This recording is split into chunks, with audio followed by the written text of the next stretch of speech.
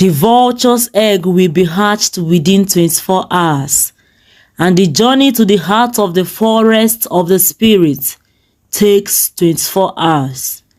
The egg must be broken and not hatched for your journey to be successful, else you will remain married to the spirit forever.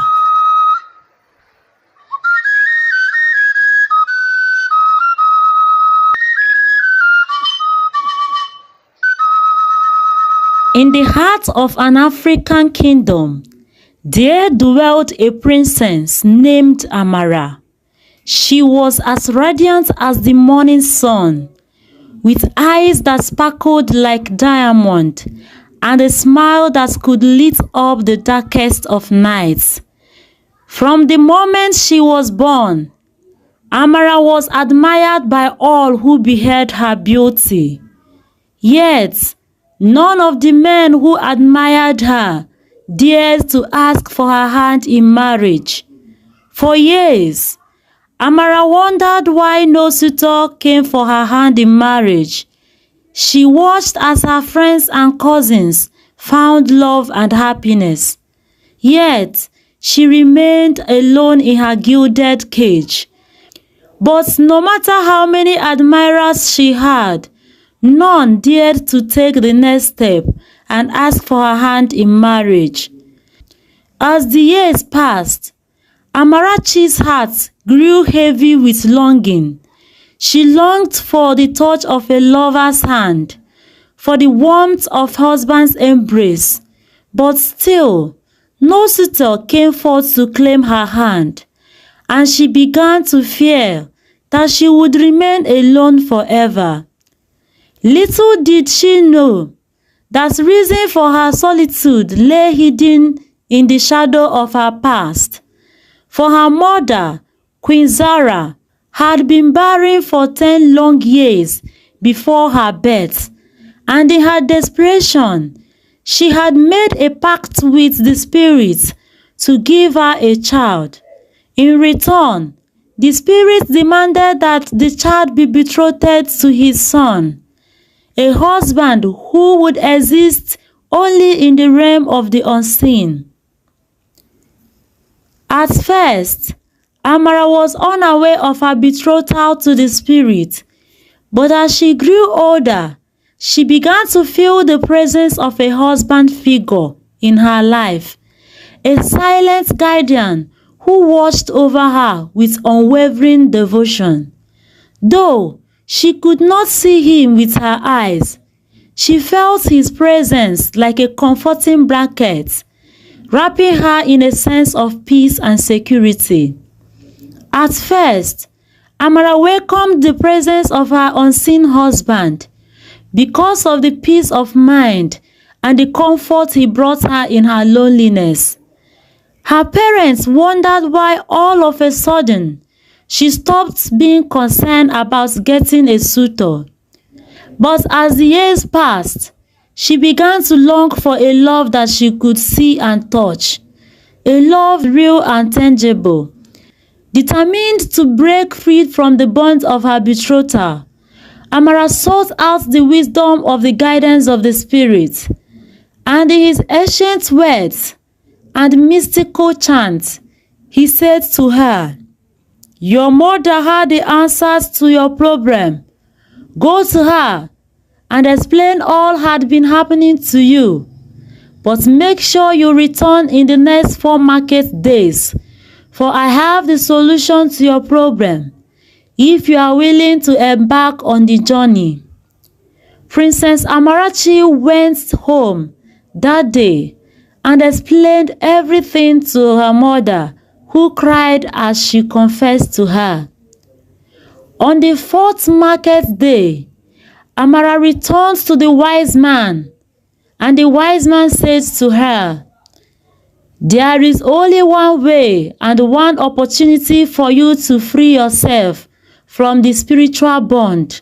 If you miss it, you will remain forever married to the spirit." He gave her a vulture's egg and said to her, "You will go to the middle of the forest of the spirit, and you must arrive at the spot at exactly 12 midnight.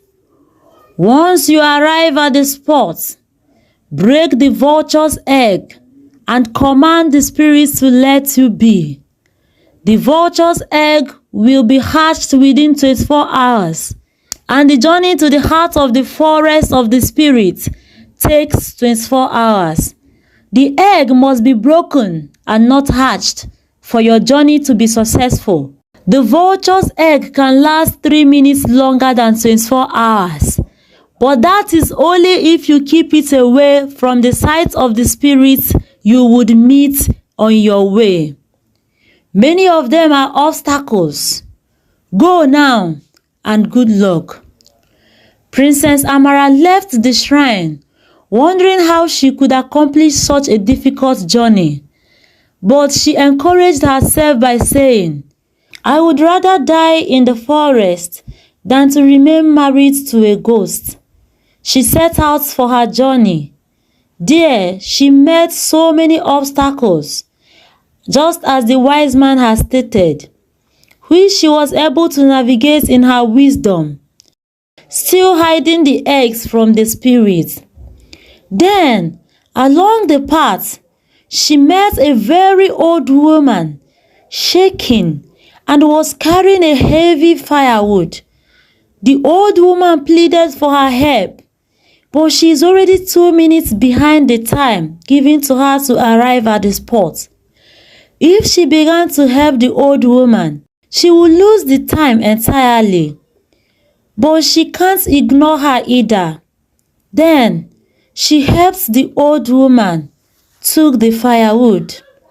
On getting to the woman's hut, she realized she had only fewer time left, which she has to be as quickly as possible to be able to get to the spot.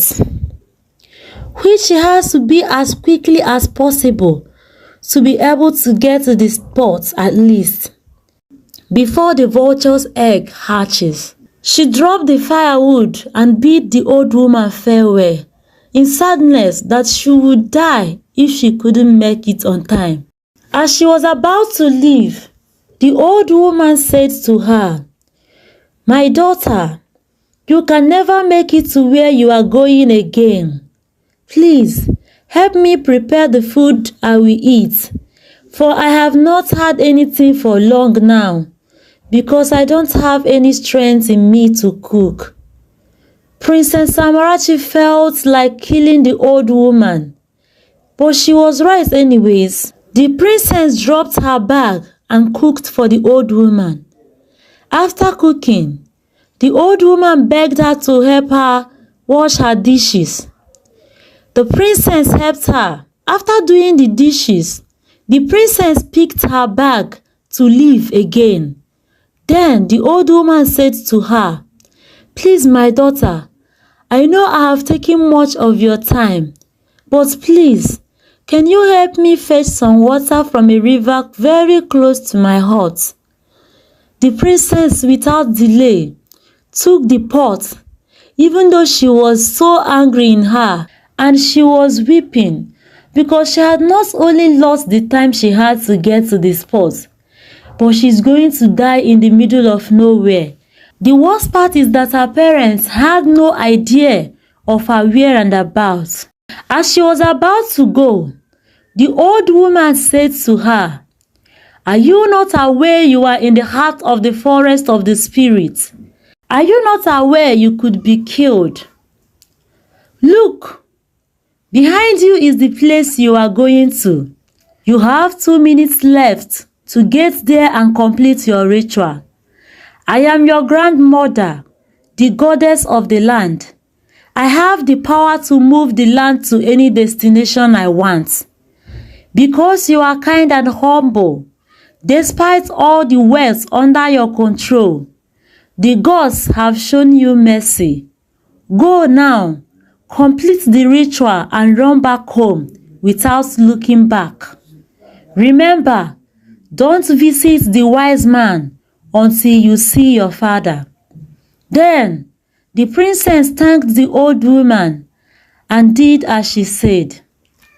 As the final words of the incantation fell from her lips, Amara felt a surge of power course through her veins, lifting the veil that had shrouded her betrothal from sight. And in the darkness that surrounded her, she saw the ghost figure of her unseen husband fading into nothingness as the bond that held them together was broken at last.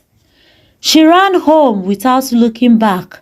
With the bond of the spirit broken, Amara felt a sense of freedom washed over her, like a bird released from its cage. And as she emerged from the depths of the forest, she knew that her destiny was now in her own hands. As fate would have it, Amarachi's path crossed with that of a prince from a distant land, who came to pay a royal visit to her father, a man whose heart was as pure as her own, and whose love knew no bound.